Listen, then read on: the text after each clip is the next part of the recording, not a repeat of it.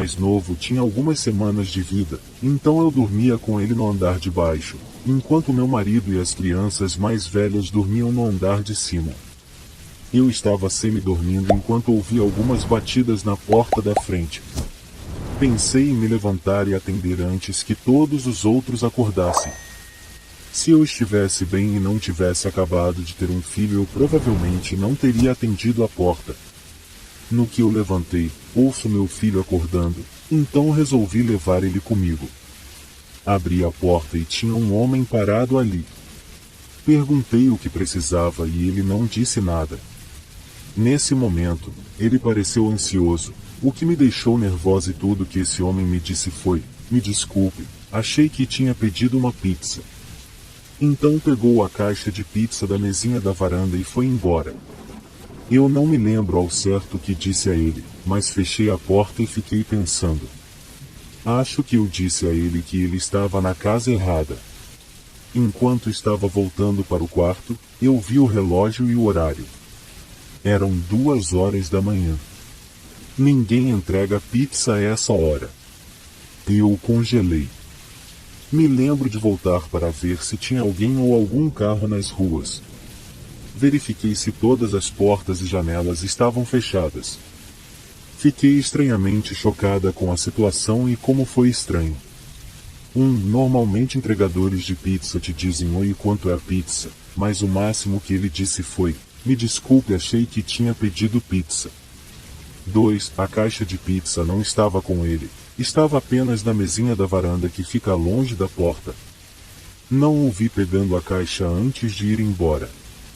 3. Eu não o vi usando nada que indicasse que ele trabalhava com entregas, tipo o nome da pizzaria. E o único lugar próximo à minha casa era o Pizza Hut. 4. Não havia nada aberto àquele horário, e eu tinha certeza disso. Alguma coisa me disse que tinha algo errado e que esse cara não tinha boas intenções. Mas acredito que desistiu por ter visto o bebê ou mesmo os cachorros. Enfim, sempre que eu penso nisso eu tenho calafrios e agradeço por não ter acontecido nada naquela noite.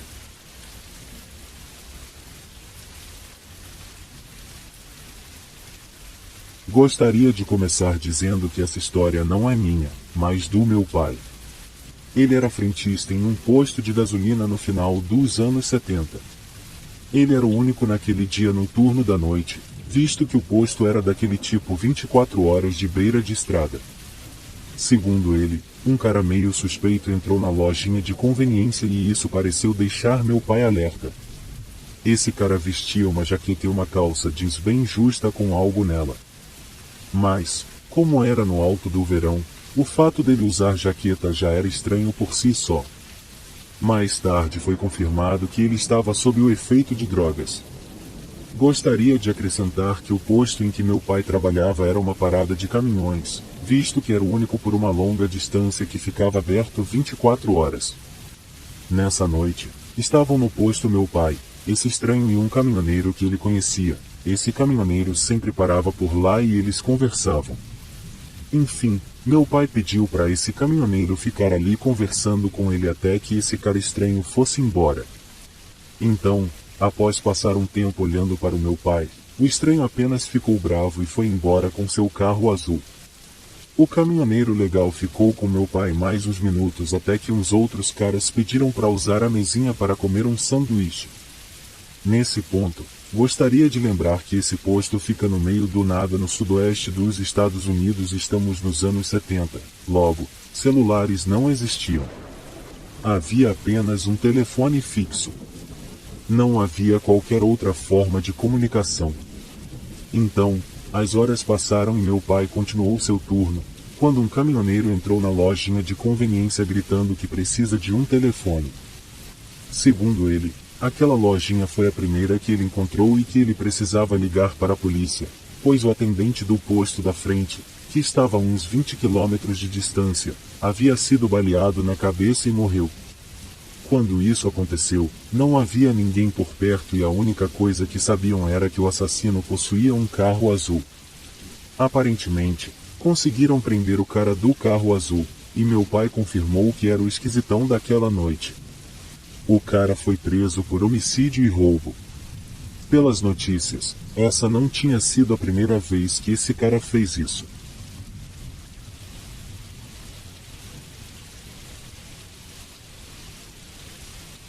Meu pai sempre contou essa história para mim e meus irmãos enquanto crescemos. E ela ficou comigo. Lembro que a primeira vez que ele contou que os anjos eram reais eu provavelmente tinha uns 7 ou 8 anos. Antes de eu nascer e antes das leis trabalhistas, ele era caminhoneiro.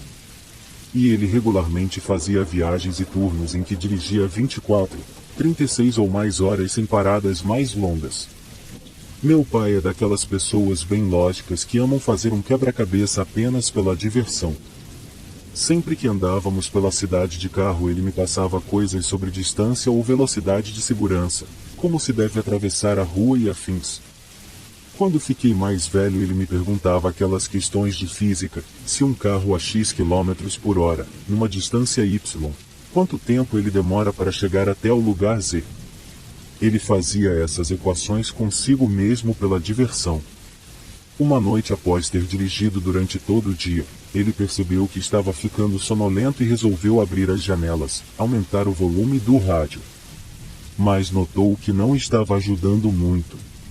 Era uma noite chuvosa em uma serra, sem acostamentos para paradas seguras, então ele começou a fazer seus joguinhos mentais para tentar se manter acordado.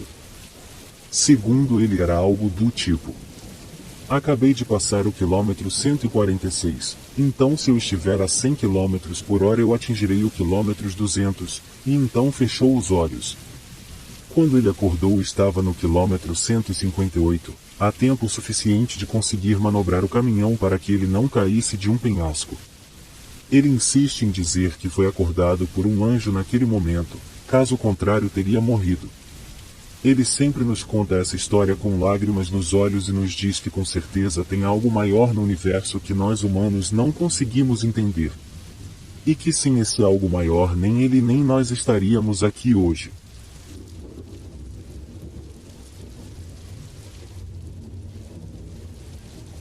Essa história é de um grande amigo meu.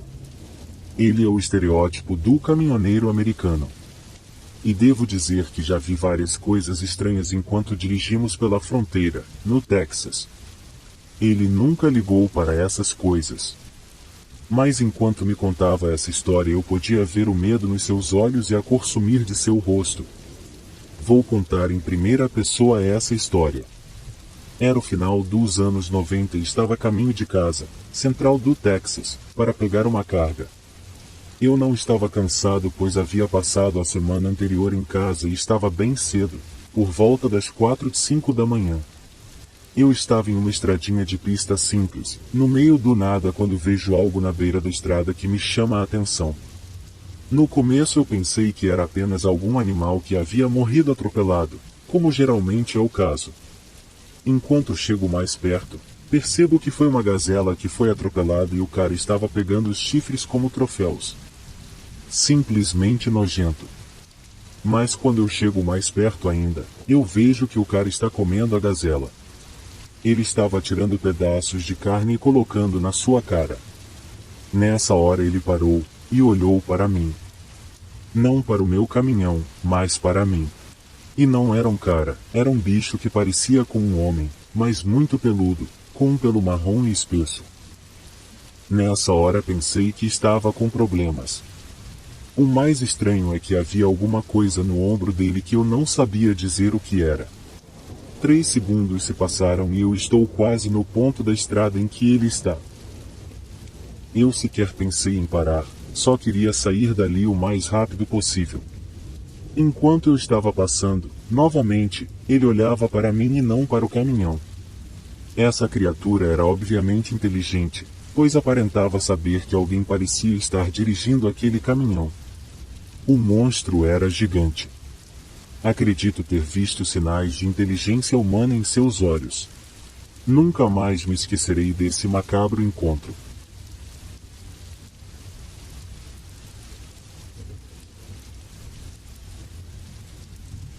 Há 10 anos atrás eu estava levando carga pelo país.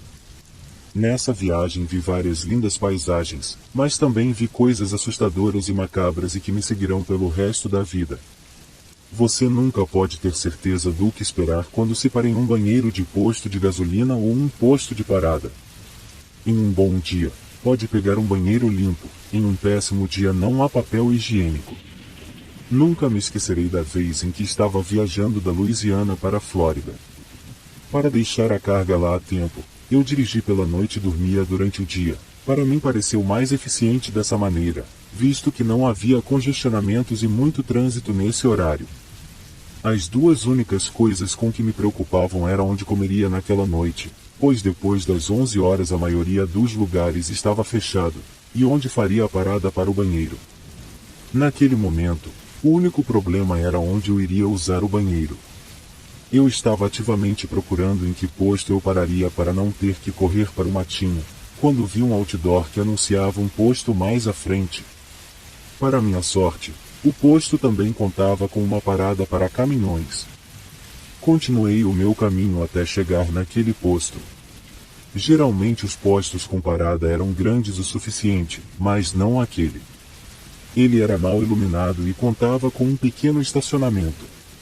Infelizmente, pelo estado daquele posto acredito que estava abandonado há pelo menos 1 ou 2 anos. Pensei em continuar o meu caminho até encontrar outro posto, mas não podia mais esperar e o outro posto estaria a muitos quilômetros de distância. Então, parei o caminhão no estacionamento e me preparei para descer, quando alguma coisa me pareceu estranha. Fora o fato de parecer abandonada e não ter ninguém ali, o ar fedia. Eu rezava para esse fedor não vir dos banheiros. Continuei minha saga de sair do caminhão e trancar a porta. Fiz meu caminho até a loja de conveniência, olhando para baixo para não pisar em nada estranho, quando notei que havia uma parte meio descolorida no piso cinza. Parecia como um vazamento de óleo, mas passei por ela, dando a volta para os fundos da loja de conveniência. Assim que abri a porta do banheiro fui atingido por um cheiro horrível, que me forçou a correr para fora. Mas, a vontade de ir ao banheiro era maior do que o cheiro. Tirei uma bandana do meu bolso e amarrei no meu rosto. Tomei fôlego e entrei novamente. Pensei em ser o mais rápido possível, entrar, fazer o que eu preciso e sair. Porém, assim que entrei novamente encontrei da onde o cheiro vinha. No meio do banheiro havia um cadáver de um homem que parecia estar lá há algum tempo. Esse cheiro horrível no ar era o cheiro da decomposição. Aquilo me chocou e eu saí correndo do banheiro e comecei a vomitar. Assim que cheguei no caminhão, liguei para a polícia que apareceu rapidamente e colheu meu testemunho. Por sorte eles foram rápidos, e eu não perdi o prazo da entrega, mas nunca esquecerei da cena nojenta ou do seu cheiro.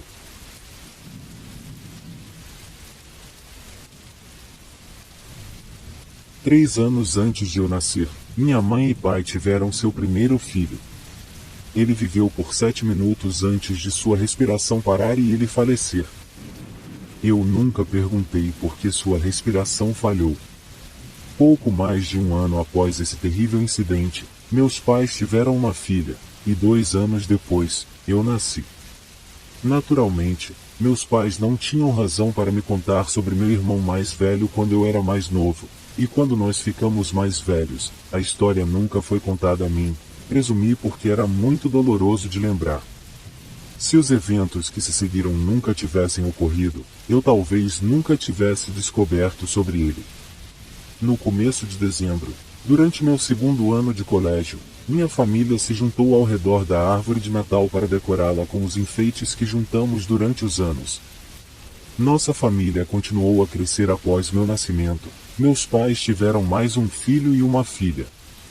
Meus pais compraram enfeites para cada um de nós uma vez ao ano. Então, depois de adicionar esses ao estoque que eles eram donos antes de nascermos, nós sempre tivemos dificuldade ao colocar todos os enfeites na árvore. Esse ano não foi diferente. Mas nós puxamos e empurramos e eventualmente achamos lugar para todos. Além dos enfeites, nós tínhamos uma manjedoura bonita que foi colocada embaixo da árvore. Tinha o conjunto completo, os 3 reis magos, Maria e José. E é claro, bebê Jesus deitado no berço. Após meus irmãos e eu arrumarmos tudo, paramos por alguns minutos para admirar nosso trabalho. Passou um tempo e fomos fazer nossas coisas. Um dia após arrumar a árvore, eu entrei na sala para achar um dos meus enfeites no chão. Era o primeiro enfeite que me foi dado e tinha, primeiro filho, escrito nele. O bronze brilhante tinha ficado esboçado durante os anos, mas esse enfeite era sentimental, então tinha sempre um espaço cativo na árvore. Eu achei o lugar que pensei que tinha caído e o recoloquei antes de ir embora. Passei pela sala novamente no próximo dia para encontrar o enfeite novamente no chão, novamente o recoloquei. Tentei colocá-lo em um lugar diferente dessa vez, assumindo que o peso fez escorregar do galho fino, mas sem sucesso, já que no outro dia ele estava novamente no chão. O recoloquei na árvore, mas não fiquei surpreso no outro dia para achar o enfeite faltando no seu lugar na árvore. O que me surpreendeu, contudo, foi que o enfeite não estava no chão, mas em cima da mesa de café a alguns passos de distância. Assumi que minha mãe estava tendo o mesmo problema com o enfeite e tinha desistido e o colocado ali, então parei na cozinha para perguntá-la. Ela estava lavando a louça, e quando perguntei, ela se virou com uma cara estranha e me falou que ela estava pegando o enfeite cada vez que ela entrava na sala. Pelos próximos dias, toda vez que eu entrava na sala, eu continuava a encontrar o enfeite fora da árvore. Mas agora a localização mudava. Não estava mais em lugares aleatórios no chão ou na mesa como estava anteriormente. Cada vez que eu entrava na sala, o enfeite estava dentro da manjedoura, encostado no berço. Eu era jovem, e tenho certeza que isso não me impediu de pensar que as coisas estavam se tornando estranhas. Parece bobo agora, mas eu cresci em uma família religiosa e algo sobre encontrar meu enfeite, primeiro filho, encostado no berço todos os dias me pareceu ser um prenúncio de algo maligno vindo de encontro a mim. A coisa não surpreendente é, nada nunca aconteceu a mim. Mas meu pai, que não acreditava em nada paranormal, que nunca tinha medo de nada, teve algo que aconteceu a ele. Ele gostava de trabalhar no seu escritório no porão até altas horas da madrugada. A maioria desse tempo era na verdade preenchida com ele dormindo em sua cadeira, evidências dele pulando e fingindo estar acordado quando eu entrava no porão tarde da noite. Às 2 horas da manhã, ele foi acordado por passos cruzando o corredor do andar de cima a cima de sua cabeça. Ele decidiu que ia subir e ver quem estava acordado, e depois subir e ir para a cama. Quando ele subia as escadas do porão, podia ouvir a pessoa andando pela cozinha no outro lado da porta, mas quando ele abriu a porta, a pessoa tinha cruzado até a sala de jantar. Ele seguiu os passos através da cozinha e virando o canto, mas novamente era muito tarde. Os passos tinham sido mais rápidos e entrado na sala. Ele virou o canto e foi surpreendido ao ver uma sala vazia e não podia mais ouvir nada. Do outro cômodo os passos pareciam parar na árvore de Natal. Parado lá, olhando para o espaço e tentando desvendar o que ele tinha ouvido, ele notou um objeto parado no chão no meio da sala. Andando até ele ao se abaixar para ver, ele percebeu que na verdade eram 2 objetos ali, bebê Jesus e o enfeite primeiro filho, estavam lado a lado. No outro dia meu pai nos conta a história durante o café da manhã. Meus pais pareciam saber que eu estava me sentindo inquieto com tudo isso, então decidiram finalmente me contar o que eles estavam mantendo em segredo. Me contaram sobre a felicidade da gravidez, os longos 9 meses de espera carregando meu irmão, e o sentimento de triste perda quando ele faleceu. Me contaram que ainda doía, especialmente na época do Natal. Depois me contaram a real razão: meu irmão nasceu, e morreu, dia 23 de dezembro às 2 horas da manhã. A noite passada teria sido seu 20º aniversário.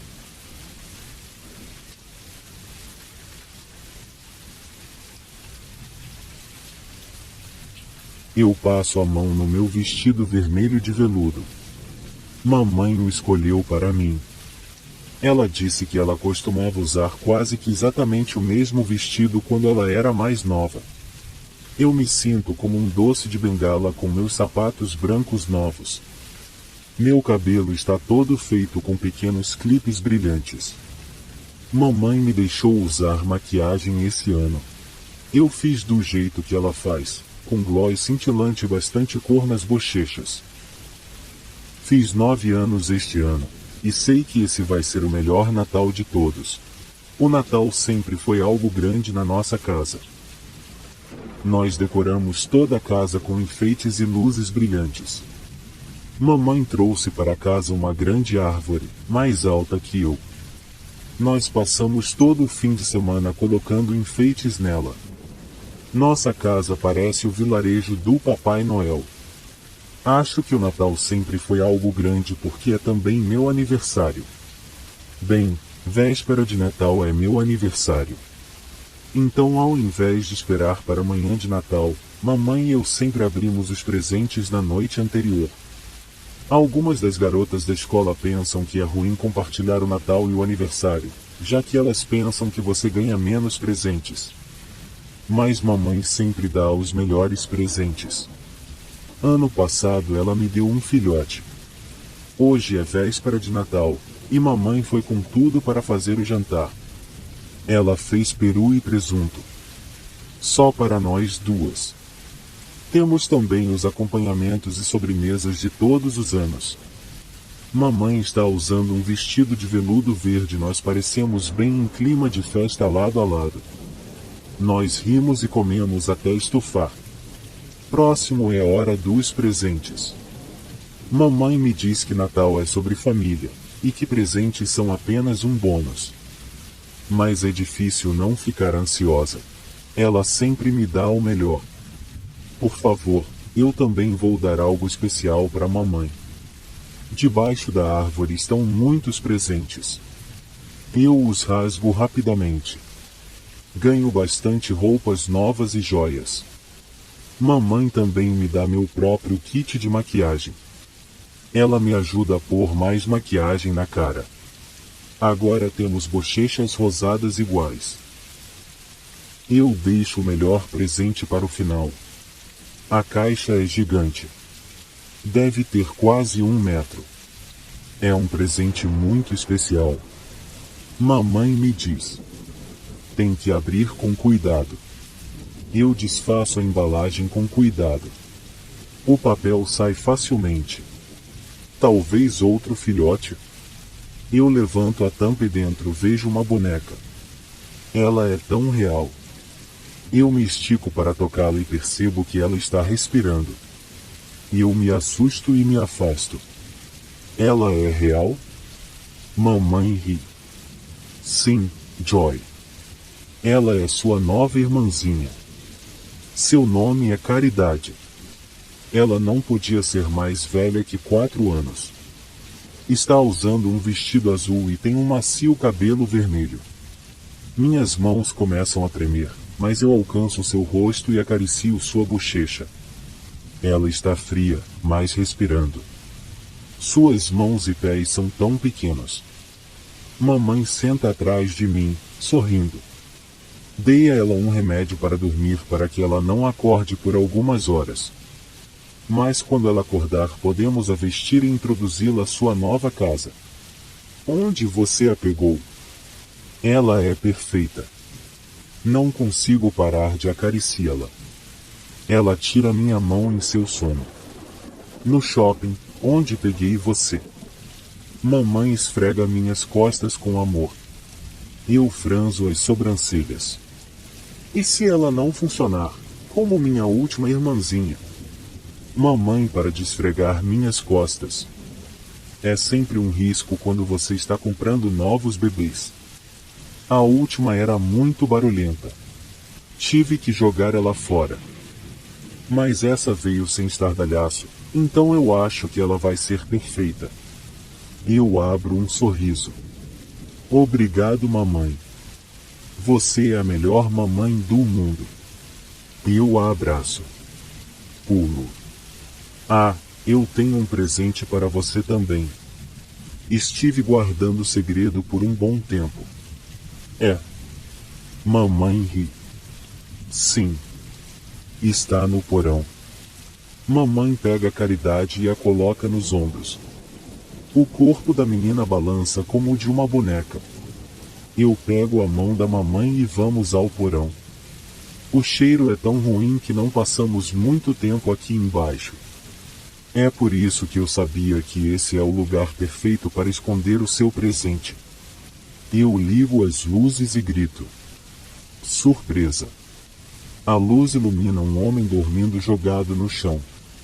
Ele está amarrado ao radiador com minha corda de pular. Caixas de biscoitos espalhadas pelo chão. Eu fecho meu nariz. O homem foi ao banheiro onde ele estava e cheirava terrivelmente. Eu começo a chorar um pouco. Desculpe, mamãe, eu pedi a ele para se manter limpo.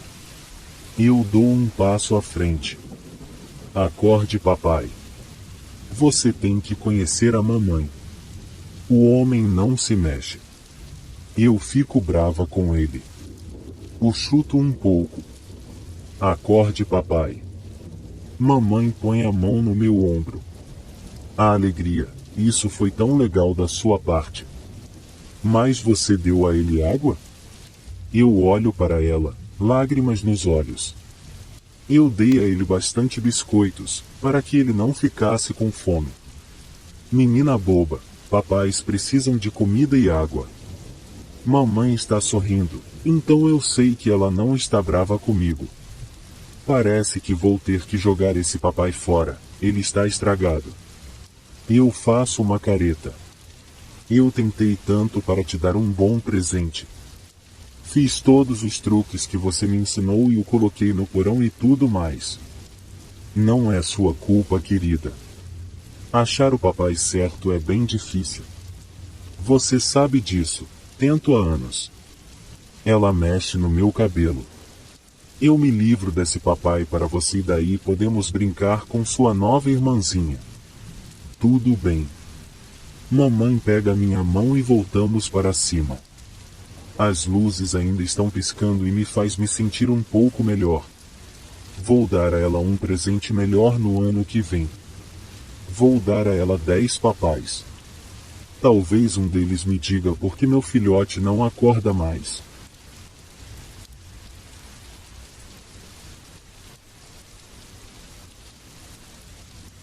Dia 28 de dezembro de 2011, meu amigo Cal encontrou um homem de meia idade, pelado, tropeçando pela neve atrás de sua casa.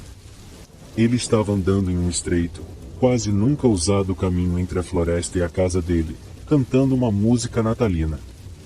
O seguinte é o relato de Cal, como ele me contou. Eu ouvi da janela do primeiro andar. Primeiro pensei que um veado tinha vindo da floresta. Mas depois de um momento percebi que tinha esse cara, andando passando pela cerca do vizinho e lentamente se aproximando da nossa. Pensei que talvez ele fosse do hospital psiquiátrico a algumas quadras de distância e imaginei que ele precisasse de ajuda. Então liguei para a polícia, saí da porta de trás e durante os poucos passos até a cerca, tentei ligar para meu vizinho, ele não atendeu então deixei uma mensagem. Ei, aqui é o Cal. Quando você puder venha até seu quintal, tem um cara estranho andando por aí. Cheguei até a cerca uns 2 ou 3 minutos após ter visto o cara, mas ele não parecia ter ido muito longe. Ele tinha acabado de alcançar minha cerca. Tinha nevado por vários dias e a neve chegava pelo menos até seus joelhos. Mas ele estava completamente pelado, absolutamente nada em seu corpo. Seus braços e pernas já estavam azuis, mas pela sua cara, ele nem tinha notado. Ele quase sorriu. Sabe, essa cena foi tão grotesca, eu gritei para ele perguntando se ele estava bem. Ele olhou para mim e sorriu, mas não disse nada, apenas continuou andando, se é que você pode chamar disso. Seu andar era mais como um tropeço para frente. Não exatamente uma surpresa com seus membros quase mortos. Mas sinceramente, como ele ainda podia andar? Bem, isso não foi tudo. Eu não o vi antes, mas tinha sangue seco na sua cara e peito. E ainda, Quando perguntei novamente se ele precisava de ajuda, ele novamente não disse nada, só continuou olhando na minha direção, me encarando. Mas não era como se ele tivesse me notado, ele me encarava, mas ao mesmo tempo, através de mim. E ele estava cantarolando algo. No Natal passado eu lhe dei meu coração. Não sei o que me deu, mas eu saí e parei em seu caminho, só para impedi-lo de andar, para mudar algo, para fazer a situação melhorar. Achei que ainda era um cara com problemas psicológicos que se perdeu ou algo do tipo. Senhor, por favor entre na minha casa. Acho que você precisa de ajuda. Ele apenas me ignorou. Continuou a cantarolar. E no próximo dia. Senhor, eu chamei a polícia, eles devem chegar aqui em breve. Por favor entre. Esse pareceu ser a primeira vez que ele me notou. Ele estava bem na minha frente naquela hora, e finalmente, quando notou que não podia mais simplesmente andar para frente, ergueu sua perna e a colocou novamente no mesmo lugar. Ele sussurrou algo. Não consegui entender o que ele disse, mas pareceu algo como, parada, para mim. Senhor, não consigo entender. Por favor entre. Vai se sentir melhor lá dentro.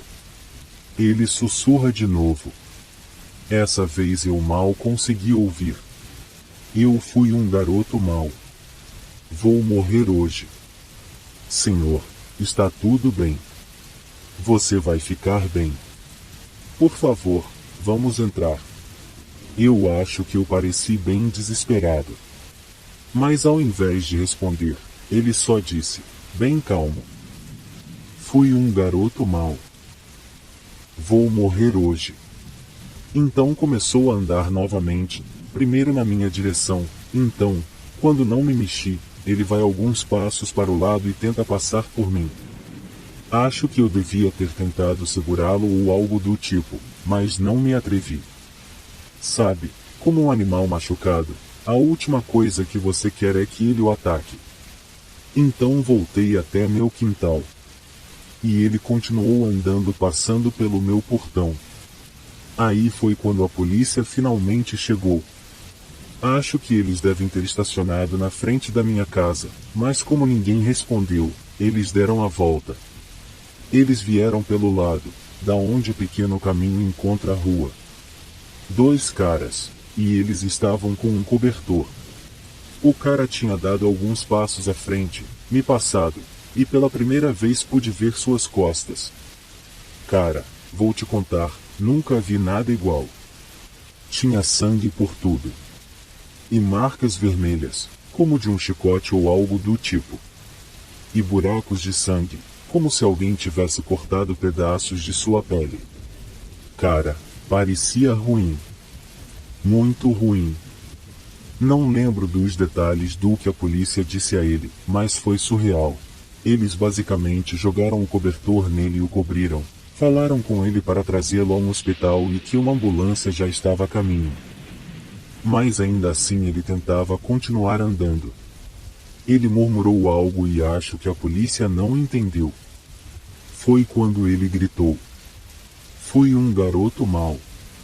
Preciso ser punido. Você vai ser punido também. E aí, quando eles o estavam levando para o carro, eu estava parado ali, atordoado pela situação, ele começou a cantarolar novamente. E no próximo dia, você o jogou fora. Esse ano.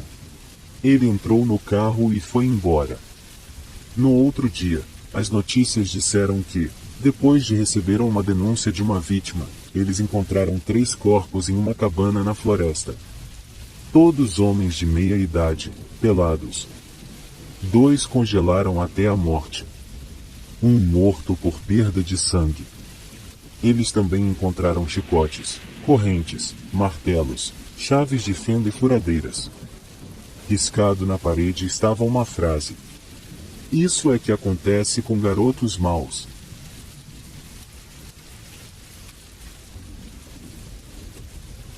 Se você mora em qualquer parte do mundo e alguém bater na sua porta hoje à noite, não abra. E o mais importante, não saia de casa sozinho. Pegue o seu telefone, ligue para a polícia e fiquem juntos. Eu conto esse relato de uma delegacia e o conto como uma forma de aviso. Isso aconteceu comigo noite passada. Eu moro nos subúrbios, no tipo de lugar onde não existem muros. As crianças brincam nas ruas e você vê pessoas fazendo jardinagem. O tipo de vida pacata de filme. E foi exatamente assim que a noite passada começou. Eu e minha namorada chegamos em casa e saímos do carro. Demos tchau para as crianças dos vizinhos e os vizinhos a senhora Hope. Era o tipo de vida tranquila com a qual eu sempre sonhei. Com 20 e poucos anos nunca pensei que isso aconteceria comigo, mas me deixou muito feliz. Entramos em casa, e fizemos a janta. Eu e minha namorada amamos cozinhar juntos. Tem alguma coisa na nossa relação que apenas funciona. Depois do jantar, vimos um pouco de TV, o normal para uma noite. E, um pouco mais tarde, subimos para o nosso quarto. Ela começou a fazer o ritual noturno que todas as mulheres fazem e eu fui deitar na nossa cama. Comecei a ler um livro ao som do ventilador e do chuveiro ao fundo. Quase não escuto, mas alguém bateu na porta. Juro que se o ventilador estivesse em uma velocidade maior, eu não ouviria a porta e nada teria acontecido. Mas para o meu azar, eu ouvi a porta. Porcaria! Eu pensei. Então coloquei meu livro na mesinha, coloquei um moletom e fui ver o que era. Assim que estava prestes a sair do quarto eu ouço minha namorada dizer alguma coisa pelo chuveiro, mas era inteligível o que ela falava e eu só queria me livrar de quem estava na porta. Estava com raiva. Deveria ser um vendedor de alguma porcaria que eu não precisava. Fechei o zíper do moletom e liguei a luz. Olhei pelo olho mágico, mas estava muito escuro, então tentei ligar a luz de fora, mas ela não acendeu. Então, com relutância resolvi abrir a porta. E então, nada. Não havia ninguém ali. Resolvi olhar o quintal da frente, mas igualmente vazio. Pensando agora, eu cometi diversos e inúmeros erros. Pisei no capacho. Mas a rua estava vazia e silenciosa. Eu dei uma tossida e pensei que deveriam ser as crianças pregando peças. Enfim, entrei em casa e tranquei a porta e comecei a subir as escadas quando comecei a me sentir mal. Meu estômago começou a pular e eu pensei que a única coisa que poderia me ajudar poderia ser comida. Abri a geladeira e comecei a procurar nas prateleiras. E achei manteiga de amendoim e barras de chocolate. Era algo tranquilo de se comer. Mas então, pelo canto do olho vi que tinha algo estranho na pia da cozinha. A janela que ficava acima dela estava aberta. Eu jamais havia aberto aquela janela. Então fiquei pensando o que poderia ter acontecido, achando que a minha namorada havia aberto a janela porque ela reclamou do calor enquanto lavava a louça. Andei até a janela e a fechei. Voltando para o quarto eu paro na entrada do banheiro e digo, você disse alguma coisa? Não consegui terminar a frase. O banheiro estava vazio, mas a água continuava correndo na banheira e minha namorada não estava mais lá. Amanda! Eu gritei. Sem resposta. Fui até o closet. Nada. Então comecei a sair do quarto quando alguma coisa me chama a atenção. Eu olhei até a mesinha de cabeceira, e tinha uma nota em cima do meu livro. Estava dobrada em forma de tenda. Eu a peguei e meu pulso acelerou. A primeira coisa que eu vi foi sangue e uma digital ensanguentada. E, finalmente, meu cérebro estava conseguindo ler aquelas 6 palavras. O bilhete lia, e ela está na casa, encontre ela. Eu olhei o quarto novamente, mas nada. Olhei atrás das cadeiras, no chuveiro, dentro do armário. E como uma criança de 6 anos de idade, resolvi me agachar para olhar embaixo da cama. Minhas mãos estavam suadas e escorregavam no piso de madeira. Me abaixei e levantei a saia da cama. Mais nada. Apenas um par de chinelos velhos. Minha cabeça não sabia se era uma piada sem graça ou tinha acontecido algo sério. E comecei a ficar apavorado. Gritei novamente por Amanda. E disse: "Isso não tem graça, apenas apareça." Silêncio. Amanda, por favor, pare. Estou assustado. Então, quando o silêncio me atingiu, me vi correndo por todos os cômodos e procurando freneticamente por ela. Todos os cômodos estavam igualmente vazios. No andar de baixo, a mesma coisa, sem sinal dela. Parece que ela apenas sumiu e a única coisa deixada para trás era aquela maldita nota. Apavorado, pensei que a única coisa que poderia fazer naquele momento era ligar para a polícia. E eu corri para o quarto. Ouço a pia do banheiro fazendo barulho de gotas pingando. Mas fui até a comoda pegar as chaves do carro e meu celular, mas nenhuma dessas coisas estava lá. Peguei os jeans que eu tinha usado mais cedo, mas nem chaves e nem telefone estavam lá. Joguei os jeans com força. E parei, no meio do quarto, desesperado por um momento, sem saber o que fazer. Para piorar, aquele barulho de água ainda não tinha parado. Fui até o banheiro. A torneira estava fechada e o barulho estava mais distante. Eu estava determinado a encontrar da onde vinham esses barulhos. E quanto mais perto da cama eu chego, mais alto o barulho fica. Novamente, fico de joelhos, e olho embaixo da cama. Minha mão levantou lentamente a saia. E aí, eu vi uma pequena poça de uma coisa vermelha na minha frente, com mais pingando acima. Eu pulei nos meus pés e peguei o encontro do colchão e do box e afastei o colchão. O nó em minha garganta ficou tão grande que não consegui segurar. Meu cérebro não conseguia computar o que estava acontecendo. A princípio eu havia visto apenas o box com um grande corte no meio. E aí eu vi Amanda. Dentro da parte do box. Seu lindo rosto aparecendo pelo rasgo. E então, eu ouvi o pescoço dela, que era um mar vermelho. E acima da barriga dela, outra nota. Eu não conseguia me mover. As lágrimas dominaram a minha visão, mas eu ainda não conseguia emitir um som. Minhas mãos tremiam incontrolavelmente e meus joelhos colapsaram ao lado do box. Eu tentei alcançar minha namorada e puxá-la para mim. Meu amor, minha vida, meu tudo. Eu a coloquei em meus braços e comecei a gritar. A nota caiu dentro do box, mas eu não conseguia enxergar mais nada. As lágrimas eram as únicas coisas que eu via. As limpei com a manga. E novamente, tinha outra digital, mas que nesse ponto poderia ser minha. Nesse momento tudo começou a ficar borrado. Mas aquelas palavras ficarão para sempre na minha memória. Elas são o motivo de eu estar sentado aqui agora, a razão por eu ter saído de casa gritando por ajuda. As palavras no bilhete eram: "Mas onde eu estou?"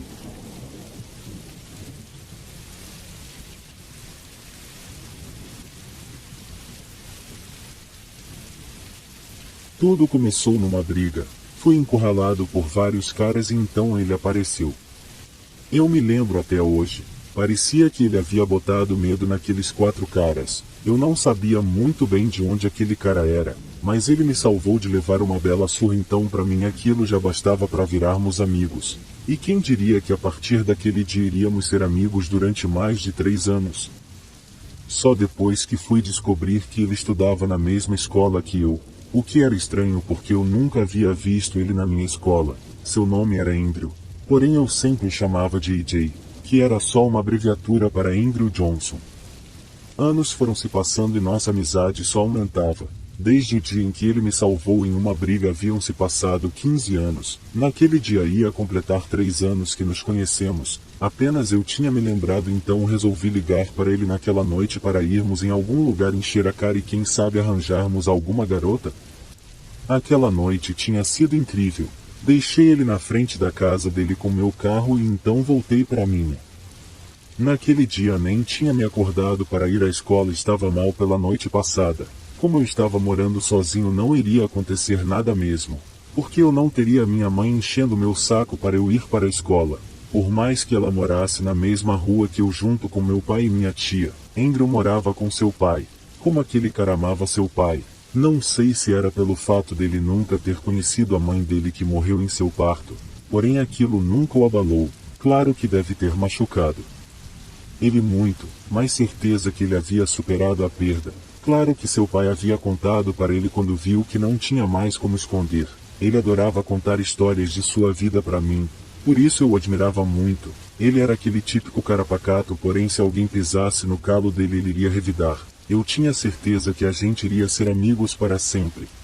Porém, no dia da nossa formatura escolar um cara o ameaçou e então ele quebrou seu braço. Eu não fiquei muito surpreso. Ele sabia várias lutas marciais. E então Andrew manda ir embora e então ele sai com um olhar de raiva. Nem demos muita atenção para isso. Porém no dia seguinte recebo uma ligação. Vem aqui ver seu amiguinho implorar pela vida. Eu sabia que tinha a ver com aquele cara, então sem pensar duas vezes, com medo que fizessem algo com o meu amigo, pego um taco de beisebol que eu tinha, e sigo em direção à casa dele. Chegando lá vejo a porta arrombada, porém com uma cadeira fechando-a talvez para as pessoas não virem o que estava acontecendo lá dentro. Entro na casa e vejo algo que mudaria a minha vida para sempre. Andrew no meio de sua sala, morto, e sem os seus 2 braços. Eu nunca vou entender até que ponto alguém poderia chegar a tal ato, tamanha crueldade. Lágrimas escorriam de meus olhos e então eu me lembro dos gritos que eu dei ao ver aquilo. Por que, Deus? Por quê? E então eu vejo na mesa um celular. Sim, era o celular de Andrew e nele havia uma gravação. Comecei a ver o que eu pensava. Sim, era a gravação do ato. Eram exatamente 4 caras, talvez amigos do que Andrew teria quebrado o braço. Não quis ver o resto. Eu estava em choque, minhas pernas tremendo. Então resolvi entregar aquilo para a polícia, mas antes, eu liguei para os nossos colegas e pedi para que nos encontrássemos na minha casa daqui a 1 hora. Eu não podia deixar nossa amizade ser em vão. Nossa amizade tinha que ficar dentro de mim para sempre. Em meia hora eu havia limpado toda a casa dele, jogando fora toda a droga que estava nela. Sim, Andrew era um viciado. Porém havia abandonado as drogas há certo tempo. Então após arrumar a casa dele, volto para mim e termino de fazer um jantar. Eu havia combinado com meus colegas pelo celular, deles aparecerem aqui. Eu não havia ligado para a polícia, só eu tinha visto, só eu sabia o que estava acontecendo, até que tocam minha campainha. São praticamente todos nossos colegas. Peço para que sentem na mesa e digo que é um jantar apenas. Após todos terem jantado, eu resolvo contar o que havia acontecido. Digo que queria eternizar nossa amizade com Andrew, principalmente a minha. Eu sabia que a partir daquele dia ele sempre estaria dentro de mim. Até hoje eu não entendo o motivo pelo qual acharem que eu matei o meu próprio amigo. A polícia também me tinha como principal suspeito até o dia que acharam aquela maldita filmagem. Eu tive que mudar de país, fazer novos amigos porque aqueles não eram amigos de verdade. Esse pequeno pedaço de papel e esse toco de lápis é o que me sobrou nesse lugar. Não consigo aceitar que me trancaram aqui. Eles acham que sou louco. Não sei se foi pelo fato de terem achado que eu tramei a morte de meu amigo, ou pelo fato de o ingrediente daquela janta ser os pedaços do meu velho amigo. Não importa, sei que tenho a certeza que Andrew sempre estará dentro de mim.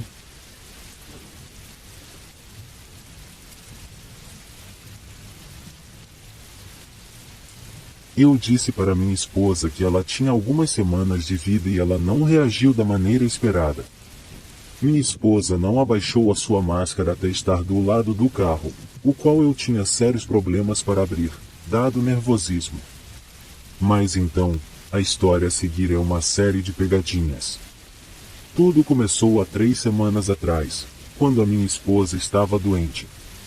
O médico dela falou que não deveria ser nada demais, mas ela precisaria fazer uma tomografia do cérebro. Esperar pelos resultados foi torturante. Por vezes encontrava minha esposa me pedindo um abraço com olhos inchados e roxos. Hoje, porém, o médico me ligou porque não conseguia ligar no celular dela. Quando perguntei do resultado, ele disse que não poderia contar a ninguém exceto o paciente, mas ele deu a entender que teríamos um ótimo Natal. Aquilo, então, me deu uma ideia de uma pegadinha. Então eu resolvi procurar no Google imagens de tomografias cerebrais, as imprimi e as coloquei em um envelope. Estava na mesa de jantar quando minha esposa chegou. Eu fiz uma cara triste e ela me perguntou o que estava errado. Então lhe disse que o médico havia ligado e que a sua condição era terminal. Surpreendentemente, ela não caiu no choro. Ela simplesmente pegou um vaso e deu com tudo na minha cabeça. Eu só consegui ouvir um "eu te amo". Então eu pisquei e tudo ficou como uma névoa.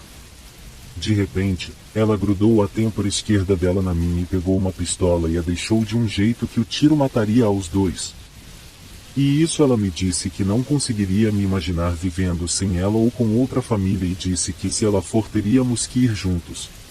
E ela repetia isso. Então, assustado eu gritei que era tudo uma pegadinha. Ela ficou paralisada com o choque. Eu disse a ela que o médico ligou e que deu a entender que ela ficaria bem e eu achei que seria uma ótima ideia fazer uma pegadinha. Ela ficou alguns minutos em silêncio e depois me disse: "E você é um piadista. Vamos esquecer que isso aconteceu. Que tal uma comidinha tailandesa para a janta?" E foi para a cozinha. Eu me sentei no sofá, sem ar e ainda chocado com o ocorrido, quando meu telefone tocou. Era o médico. Dessa vez a voz dele não parecia muito boa. Ele disse: "Eu realmente gostaria de me desculpar por isso, mas poderia pedir para sua esposa me ligar o mais rápido possível? É urgente. Os resultados dos exames foram trocados." "Quem é, amor?" disse a minha esposa, enquanto voltava para a sala. Eu abaixei o celular, engoli em seco, e disse: "Ninguém importante."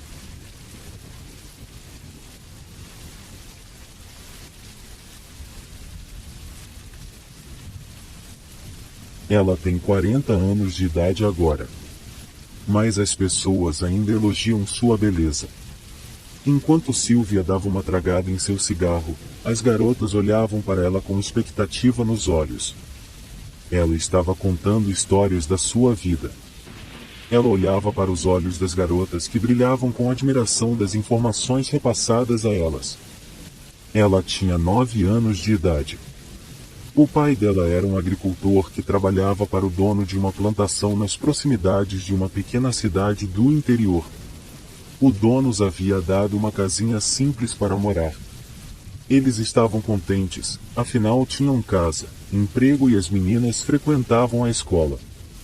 O pai dela estava fora a maior parte do tempo, trabalhando. A mãe dela cuidava da pequena casa em que eles moravam e cozinhava na casa do patrão. Sylvia e a irmã iam para a escola na pequena cidade e voltavam no final da tarde, e ajudavam sua mãe a preparar a janta. A rotina deles, contudo, foi quebrada, quando a mãe dela em uma manhã qualquer não conseguia encontrar 2 pulseiras de ouro. Todos procuraram pela casa, mas ninguém as encontrou. A mãe dela chorava sempre que conversavam sobre isso, pois aquelas pulseiras tinham custado à família alguns anos de economia. Assim que soube da história, a vizinha teve uma ideia. Carmen era uma velha viúva, uma vidente reverenciada, de uma cidade vizinha que havia acabado de se mudar como uma noiva e seu novo marido. Ela ajudava quando os pais de Sylvia não estavam em casa e as meninas precisavam de um lugar para ficar. Carmen então chamou o pai de Sylvia para conversar e lhe disse sobre um templo num vilarejo próximo. Como era vidente, Carmen disse que uma pessoa precisaria ficar no templo para que a pessoa que roubou as pulseiras começasse a se sentir mal, sofrer e eventualmente confessar o roubo. A família dela, acreditando na vidente, fez a viagem até o templo e deixou Sylvia lá, por 2 semanas.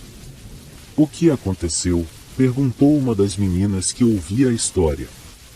Vocês encontraram as pulseiras? Inquiriu a outra, com um tom incrédulo. O templo não era um lugar qualquer. Era um templo indiano gigante. Pessoas iam por todos os motivos, menos para rezar. Eles levavam pessoas possuídas e cerimônias para tratar de pessoas afetadas por magia ruim eram comuns. Durante sua estadia, Sylvia lembrou de uma garota adolescente. Os pais dela a levavam para o templo todo dia. Ela era linda, com um corpo magro e cabelos reluzentes. Ela tinha grandes olhos expressivos e uma boca pequena que agora estava com baba escorrendo pelos lados. Seu cabelo longo demais varria as areias do templo e a expressão só piorava com as rezas. Sylvia assistia ao ocorrido com temor, mas com curiosidade o que acontecia em sua frente. Ela ouviu das pessoas ao redor que aquela garota estava possuída e que estava indo lá há meses. Sylvia voltou para casa pouco após a cena. E por vezes esquecia da experiência. Anos se passaram. Ela saiu daquela pequena cidade para uma cidade um pouco maior e conheceu seu namorado. Eles viajam muito e ela amava aquele estilo de vida que eles levavam. Ela tinha um apartamento antigo que tinha um quarto pequeno. A sala era pequena, mas confortável o suficiente para ver filmes em seu sofá. Honestamente, ela pouco ligava, já que gostava muito do lugar. Seu namorado, então, se mudou para a África do Sul. Ela, porém, continuou lá em sua cidade indiana e se acostumou com a localidade. Era vizinha de algumas crianças que faziam faculdade e esses meninos sempre arranjavam desculpas para jantar na casa dela. Ela era como uma grande irmã mais velha para eles. Um desses meninos era Hamilton. Ele tinha uma péssima visão e estava sempre de óculos, o que davam a ele uma cara de nerd. Se alguém passasse perto e acenasse, ele provavelmente não acenaria de volta, de tão ruim que era a sua visão, ele não conseguia reconhecer as pessoas de longe. Uma das garotas interrompeu e disse: espera. Espera. Hamilton era o vizinho? Ela tinha passado algumas férias na casa da tia e conheceu ele. Sylvia sorriu e disse que sim, era ele e continuou sua história. Uma noite fria de dezembro, Sylvia resolveu fazer um sanduíche para si, já que os garotos universitários haviam ido para a cama cedo. Aproveitou para comer o sanduíche e ver um filme, como fazia em algumas ocasiões. As garotas notaram a mudança na expressão de Sylvia e viram o medo em seus olhos. Elas a observaram, com apreensão, tal qual um filme interessante. Acima da televisão de Sylvia haviam diversas fotos com seu namorado e de países no qual ela viajou. O sofá ficava próximo à porta. Se alguém a empurrasse, por exemplo, Sylvia poderia, com a visão periférica, ver a porta e quem passava por ela. Enquanto o tempo passava, e ela assistia à TV, uma inquietude dentro de si aumentava. Alguma coisa falava para ela que a porta não estava trancada. E, assim que ela se virou para a porta, ela congelou. A garota do templo. 20 anos antes. Aquela com os cabelos longos, agora se encontrava parada na frente dela. A pele da garota estava pálida, os olhos eram pretos por inteiro e aquele cabelo enorme, agora estava trançado. No rosto, a garota trazia lábios ensanguentados e um sorriso sinistro. E a garota ficou ali, olhando Sylvia. Nada mais. Alguns dias depois, Hamilton foi visitar Sylvia. Ele batia na porta, mas Sylvia estava em silêncio. As batidas pararam e Sylvia foi até a janela ver se ele havia ido embora. Hamilton, contudo, a viu e acenou. Sim, aquele mesmo Hamilton que não enxergava um palmo à sua frente. Sylvia então abriu a porta. Eles passaram algumas horas conversando e ele foi embora. 3 dias depois do ocorrido, ele foi visto extremamente perturbado e falando sozinho. Eventualmente ele se matou. Após essas experiências, Sylvia saiu daquela cidade e nunca mais voltou. A única coisa que levou de lá foram 2 pulseiras de ouro. As pulseiras aparentemente estavam com Hamilton, e o fantasma concluiu a maldição encantada tantos anos antes. E, agora, as pulseiras voltaram aos verdadeiros donos.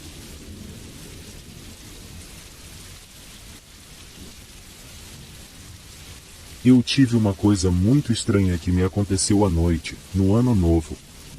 Eu tinha saído para uma festa para beber e fumar um pouco, como já fiz várias vezes. Lá pelas 2:30, alguns dos meus amigos, João, Pedro e Ricardo, e eu saímos da festa e voltamos para nossa cidade. Nós tínhamos alguns cigarros que sobraram da festa e decidimos parar no estacionamento de uma área residencial, ao lado de um complexo de apartamentos para terminar tudo. Não se passaram 2 minutos de acendermos, um cara passa tropeçando na rua um pouco acima do estacionamento. Essa rua, para efeito de referência, passa pela área de estacionamento e abaixo na colina algumas casas. Eu conheço praticamente todas as pessoas que vivem nessa pequena colina. O cara não me perturbou ou meus amigos, então continuamos fumando.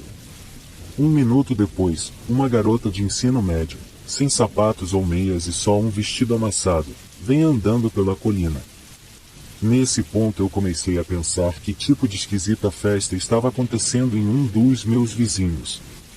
A garota andou pela área do estacionamento sem nenhuma palavra e então virou na rua principal e seguiu seu caminho.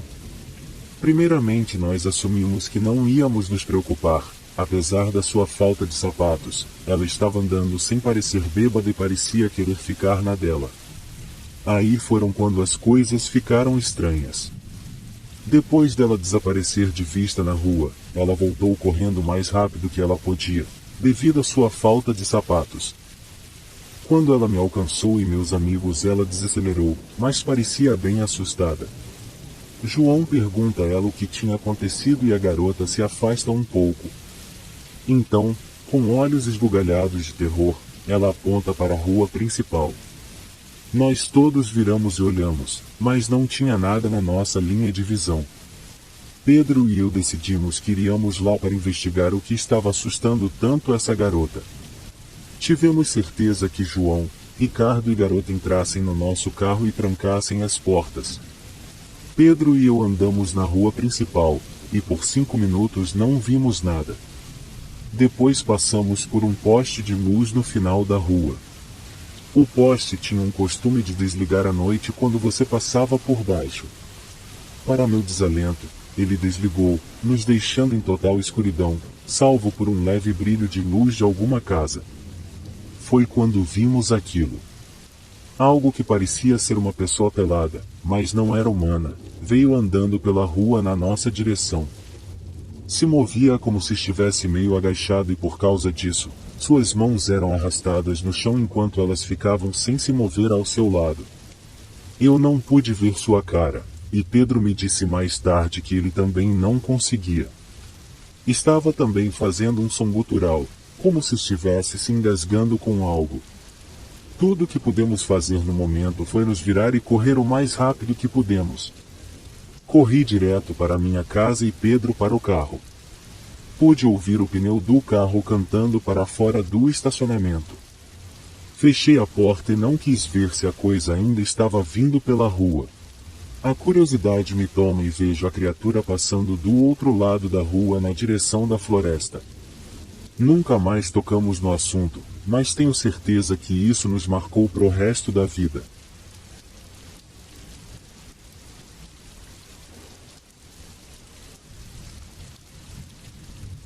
Quando eu era criança, o Ano Novo nunca foi um feriado muito importante para mim. Minha família nunca fazia festa ou nada do tipo, então o feriado seria só eu assistindo TV até que o relógio batia meia-noite e então direto para a cama. Isso continuou até o ensino médio. Nesse ponto eu estava cansando de não fazer nada no Ano Novo, mas não tinha muitos amigos, então as opções eram escassas. Era meu último ano de ensino médio quando eu finalmente fui convidado para uma festa de Ano Novo. O convite veio de Jake, um dos meus companheiros do time de corrida. Nós conversávamos bastante durante os treinos, mas nunca passávamos tempo fora da escola, por isso fiquei surpreso quando ele me mandou mensagem com o convite. Eu tentei parecer legal, mesmo quando estava muito ansioso para finalmente fazer alguma coisa nesse final de ano. Ele me falou que ia ser uma festa numa casa, com muitos dos nossos colegas de escola e alguns de fora da cidade. Eu respondi dizendo que parecia legal e que o veria em alguns dias. Chegou o dia e Jake me buscou perto das 9 da noite. Tinham mais alguns caras no carro que eu reconheci, mas que nunca tinha falado com. Conversamos um pouco no caminho da festa e um deles me perguntou se eu ia tentar achar uma garota para beijar nessa festa à meia-noite. Respondi brincando que ia ver o que ia acontecer. Eventualmente chegamos à festa. A primeira coisa que eu percebi foi que a festa era enorme. Muitos carros estavam estacionados na entrada de carros e na rua. Eu sempre fui introvertido, então ficando em volta de muitas pessoas nunca foi algo frequente, mas eu continuava me lembrando que isso era melhor que ficar em casa e fazer nada.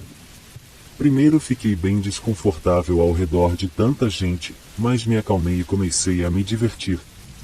Estava dançando com a música com o pessoal, quando percebi essa garota me olhando.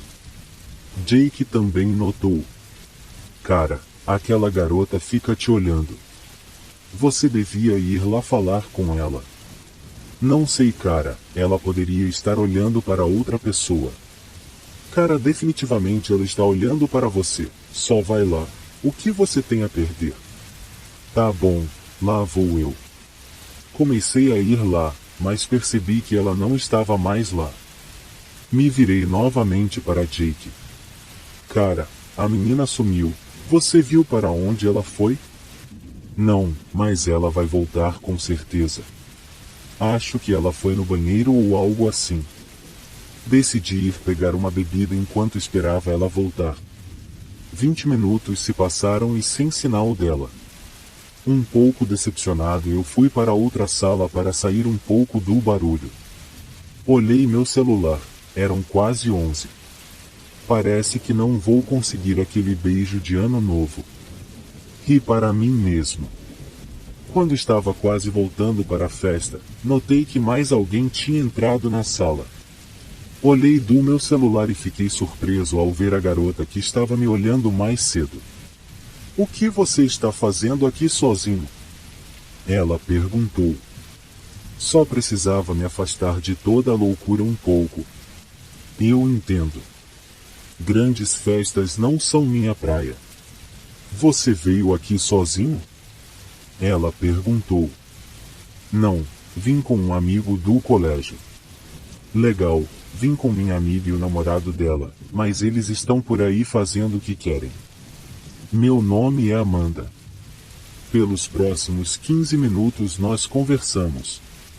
Ela me disse que ela era de uma cidade a 1 hora de distância, por isso nunca tinha visto ela antes.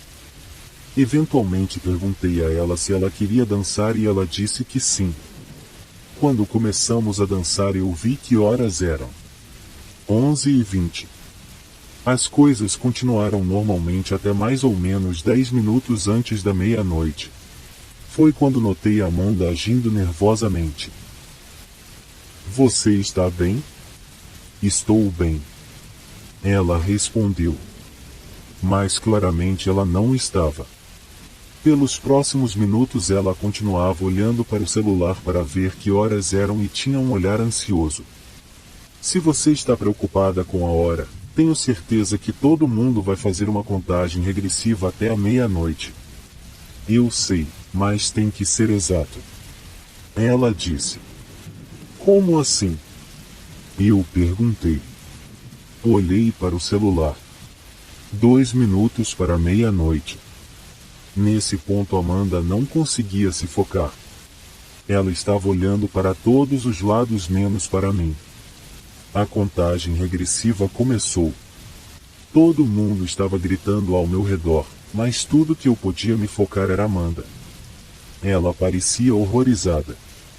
Certeza que você está bem? Se você não quer mais ficar aqui, eu não vou ficar ofendido. Podia ouvir a contagem chegar a 10. Amanda agora estava olhando fixamente para o relógio do seu celular. Nesse ponto o lugar estava uma loucura. A próxima coisa que aconteceu foi um borrão. Bem quando o alarme do meu celular tocou, sinalizando meia-noite, Amanda se levantou e me beijou. Aconteceu em um instante e então ela começou a ir embora. Eu fui em direção a ela para dizer tchau, quando notei que ela estava chorando. Amanda, você está bem? Me desculpe. Ela disse com lágrimas nos olhos. Eu não queria morrer. Então ela correu pela multidão e perdi ela de vista.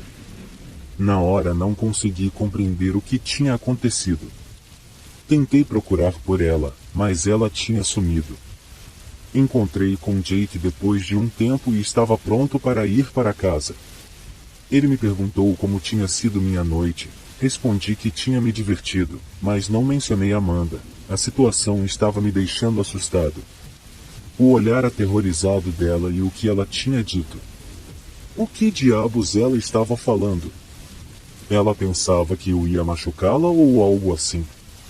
E se ela achava isso, por que tinha me beijado?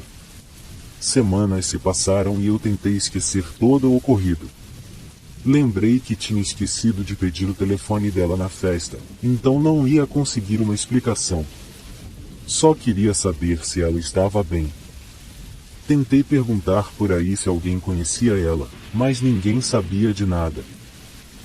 Meses se passaram e eu tinha deixado isso para trás. Comecei a faculdade no outono e a vida era bem normal. Um mês para o ano novo e eu recebi uma mensagem de um número desconhecido. Era Amanda. Ela queria me encontrar para conversar. Eu estava muito surpreso, mas concordei. Nos encontramos no campus.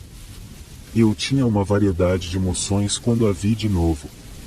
Estava ansioso para vê-la de novo, mas também bravo pelo jeito que ela foi embora, me deixando preocupado sem nenhuma explicação. Oi. Ela disse. Desculpe pelo jeito como deixei a festa. Me senti realmente culpada pelo que fiz a você. Como assim? E por que você demorou tanto para me procurar? Estava muito preocupado com você por bastante tempo depois da festa. Desculpe, mas não consegui pensar em outro jeito de explicar para você de um modo que você acredite. Ela disse. Desembucha. Eu respondi. Você. Ela pausou. Você tem uma maldição agora. Eu comecei a rir. Desculpe, mas essa é sua explicação? Você tem razão, não acredito em você. Imaginei que você não ia. Eu não acreditei também quando me contaram. Ela me disse que essa maldição só toma efeito à meia-noite do ano novo exatamente. A pessoa que carrega a maldição deve beijar alguém exatamente a essa hora ou ela morre. A essa altura eu estava mais me divertindo do que qualquer outra coisa. Continue, eu disse. Quem beijar a pessoa amaldiçoada à meia-noite tem a maldição passada para ela. A única coisa que se livra dessa maldição é beijar alguém à meia-noite exata do ano novo. Ela disse. E se eu decidir não sair? Uma pessoa aleatória vai aparecer na minha casa e me matar? Eu perguntei. Desde que você esteja dentro da sua casa à meia-noite você está seguro. E não sei porquê, mas a coisa é algum tipo de demônio e não pode entrar na sua casa. Só pode te matar se você está longe de casa à meia-noite e não beijou ninguém. Ela disse. Um demônio que aparece para te matar se você não beijou ninguém à meia-noite? A essa altura eu estava achando que Amanda era legitimamente louca. Eu sei que você me acha maluca, mas confie em mim nisso. Se você sair de casa no dia do ano novo você deve beijar alguém à meia-noite. Por favor, não quero que algo aconteça a você. Ela implorou. Eu queria tomar tudo como uma piada, mas o olhar na cara de Amanda foi o mesmo que ela tinha na festa. Ela parecia aterrorizada e me assustou para valer. A noite do ano novo chegou e a história de Amanda estava na minha cabeça. Eu não ia sair de casa de qualquer jeito, pois não tinha planos, mas ainda me estava deixando nervoso. Nada estranho estava acontecendo. Eu estava vendo festas na TV, quando decidi ir na cozinha pegar algo para comer. Foi quando notei alguém parado no jardim na frente da minha casa me olhando. De longe parecia uma menina. Tomei como minha imaginação me pregando peças e voltei para cima. Voltei para baixo uma hora depois. Ela ainda estava parada lá no mesmo lugar. Nesse ponto eu estava completamente assustado. Eu ia chamar a polícia quando percebi o que estava acontecendo. Boa tentativa, Amanda. Parada no meu jardim da frente na noite de ano novo tentando me assustar. Fui para a porta da frente e abri. Comecei a andar em sua direção. Tá bem, você me pegou, eu me assustei. Agora entre. Está muito frio aqui fora. Eu estava a 3 metros dela quando parei. De longe parecia uma menina, mas de perto pude ver imediatamente que essa coisa não era humana. Onde mãos eram para estar, estavam garras e somente escuridão no lugar da cara. De medo derrubei meu celular e quando fui pegá-lo vi que eram 11 horas e 59 minutos. Somente 15 segundos para meia-noite. Corri o mais rápido que pude em direção à minha casa. Estava quase na porta quando senti algo me agarrar. As garras na minha perna pareceram como minha alma sendo rasgada. Eu me debati para entrar. Podia me sentir deslizando para longe. Não sei se foi mais adrenalina ou medo, mas fui capaz de um último puxão de energia e meu corpo passou da porta. Senti a coisa largar minha perna. Fechei a porta com tudo. Comecei a gritar de puro choque e medo. No próximo dia liguei para Amanda e disse que acreditava nela. Não posso culpá-la por colocar a maldição em mim. Não pode culpar alguém por não querer morrer. Não pude passar a maldição para frente, não tinha coração para tal. Pelo menos ainda não. Então eu espero na minha casa todo ano novo. Foi o que fiz pelos últimos 4 anos. O demônio me espera no jardim todos os anos. Me esperando sair. Eu sei que eventualmente eu terei que sair alguma vez e achar alguém para beijar. Eu entendo agora a dor que Amanda sentiu tendo que colocar esse peso em outra pessoa. Então, se você me vir em alguma festa de ano novo e quiser me evitar, eu vou entender. Mas me desculpe adiantado por quem eu acabar beijando. Desculpe-me, eu não quero morrer.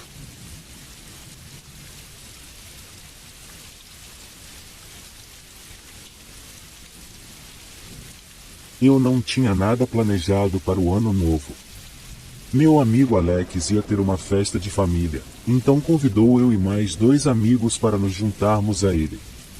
Eu, Alex, Natália e Antônio estávamos passando o tempo no porão.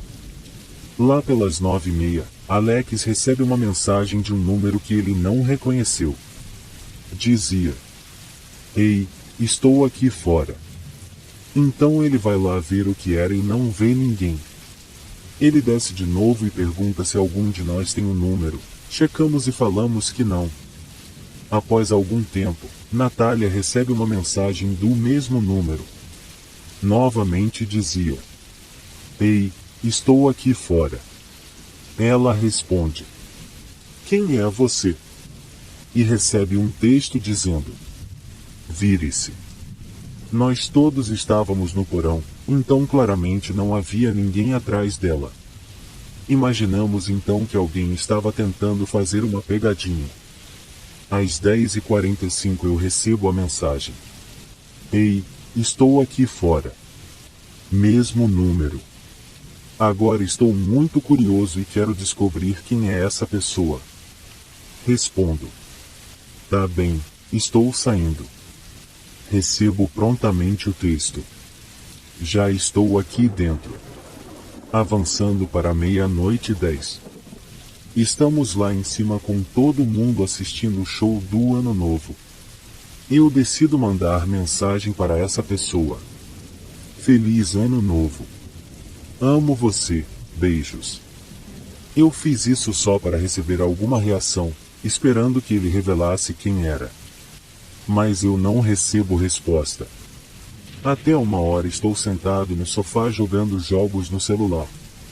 Meu celular vibra e nele diz: estou esperando perto do seu carro. Não dei muita bola. Só respondi: qual a placa do meu carro? Alguns minutos para receber uma resposta. Você dirige um Honda, certo? Grande coisa, muitas pessoas dirigem Hondas.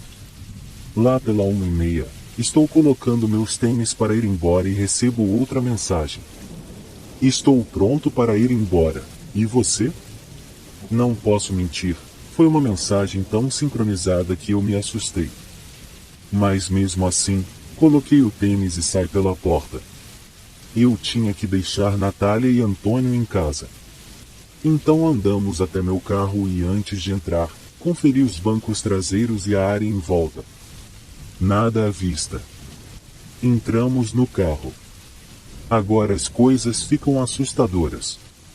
Eu poderia fazer a volta e dirigir pelo caminho que vim, mas estava com preguiça. Dirigi reto pensando que conhecia a área o bastante para fazer as voltas certas e chegar ao caminho correto. Acabei fazendo uma curva direta muito cedo e logo percebi que tinha cometido um erro. Meu celular vibrou na jaqueta e recebi o texto: você está indo pelo caminho errado. Fiquei perplexo. Parei ao lado da rua. Não estava perdido nem nada, estava nos subúrbios, só tinha feito uma conversão errada. Fiquei parado até alguns carros passarem por mim. Eu viro no banco de trás e pergunto se algum dos meus amigos estava mexendo comigo. Eles falaram que não tinham ideia do que estava acontecendo.